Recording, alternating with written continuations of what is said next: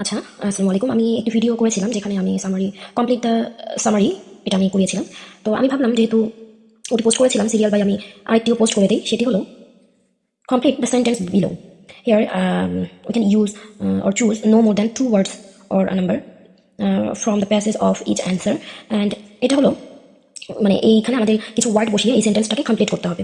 তো কমপ্লিট করার জন্য আমরা এখন কি করবো, এখান থেকে কিওয়ার্ড নিব। এখান থেকে আমরা যা করবো সেটা হলো এখান থেকে আমরা কিওয়ার্ড নিব এবং কিওয়ার্ড নিয়ে সেটা আমরা প্যাসেজে মিলাবো। প্যাসেজে মিলানোর পরে তারপরে আমরা এখানে লিখবো এবং আমাদের মাথায় রাখতে হবে প্যাসেজের বানান এবং এখানে যেন সেম হয়। আচ্ছা, তাহলে আমরা এখানে দেখবো, এখানে এই পাশে আমরা যেহেতু দেখেছি আগের ভিডিওতে এটা এখানে শেষ হয়েছে এবং সোনার এবং রাডার নিয়ে মূলত এই প্যাসেজ ডি এবং ইতেই কথা বলা হয়েছে। তাহলে যেহেতু প্যাসেজ ডিতে ছিল, প্যাসেজ ডিতে আমরা পড়ার পরে দেখলাম যে না এখানে আসলে নেই, এখানে ছিল ফেসিয়াল ভিশন নিয়ে। এখন আমরা এখানে পড়বো। এখানে বলা আছে long before the invention of radar.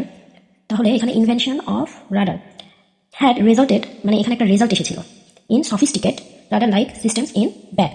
Sophisticate মানে কি? উন্নত। তাহলে এখানে আমরা দেখি সোনার and radar Payoneer didn't know it then, but all the world now knows that bats or rather natural selection working on bats. তাহলে এখানে কি? Natural selection working on bats had perfected the system 10 of millions of years earlier and they rather achieve আচ্ছা এখানে আমরা অ্যান্সারটা পেয়ে গেছি। Here they use a word that 10 millions of years earlier means long before. এই যে এটা আমাদের প্যারাফ্রেজিং, এটা আমাদের বুঝতে হবে এই যে 10 millions of years এটা কি করেছে, এই যে এই লং বিফোরটাকে প্যারাফ্রেজ করেছে। তাহলে আমরা এখানে দেখেন লং বিফোর পেলাম, ব্যাটস পেলাম, তাহলে এখানে আমাদের কি হচ্ছে রাডার পেলাম, পিওনার পেলাম, তাহলে আমাদের এখানে অ্যান্সারটা হচ্ছে ন্যাচারাল সিলেকশন। তাহলে এখানে আমরা এরপরে যেটা আছে সেটা হলো radar is an inaccurate term when referring to bats because that are not used in their navigation system. এটা তাদের নেভিগেশন সিস্টেমে ব্যবহার করা হতো না। when referring bats, যখন তাহলে ব্যাটসকে রেফার করতো তখন এটা ব্যবহার করা হতো না। তাহলে এখানে কি দেখেন আমরা খুঁজবো, আমরা এই যে নেভিগেশন, এই যে কিওয়ার্ড নিব আমরা এখান থেকে নেভিগেশন সিস্টেম ইনঅ্যাকিউরেট রেফারিং ব্যাটস। ওকে,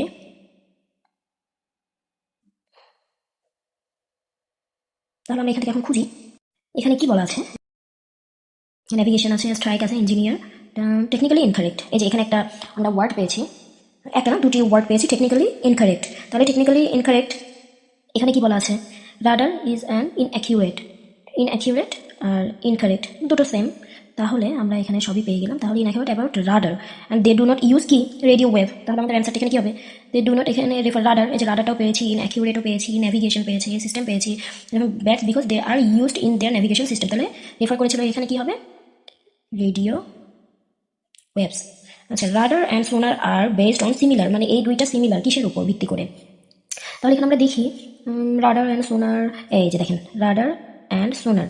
তাহলে but the underlying mathematical theories, মানে ওখানকার যে ম্যাথমেটিক্যাল যে থিওরিস ছিল সেটা কি সিমিলার। তাহলে এই কি সিমিলার ছিল, ম্যাথমেটিক্যাল থিওরিস। এখানে তাহলে আমরা এটা লিখে দিব।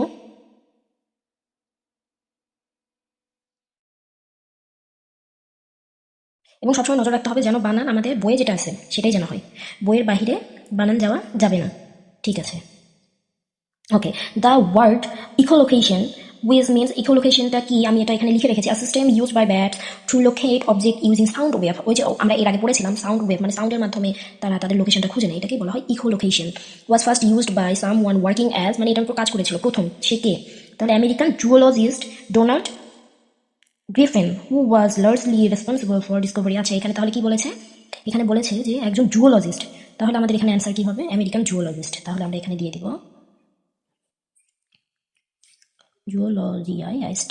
জুওলজিস্ট। আচ্ছা, এটা কি কঠিন লাগলো না আমাদের? তাহলে টিপসটা কি, প্রথমে আমাদের টপিক পড়তে হবে, দেন আমাদের এই যে কত ওয়ার্ডে সেটা দেখতে হবে, এরপরে আমাদের কি ওয়ার্ড এবং এর প্যারা ফ্রেজিং পড়তে হবে। ঠিক আছে, এতটুকুই। খুব কঠিন নো, আমার কাছে মনে হয়েছে এটা সব থেকে সহজ, কারণ এটা আমরা প্যাসেজ থেকে খুঁজে বের করতে পারছি। তো আমার কাছে মনে হচ্ছে এটা সব থেকে সহজ।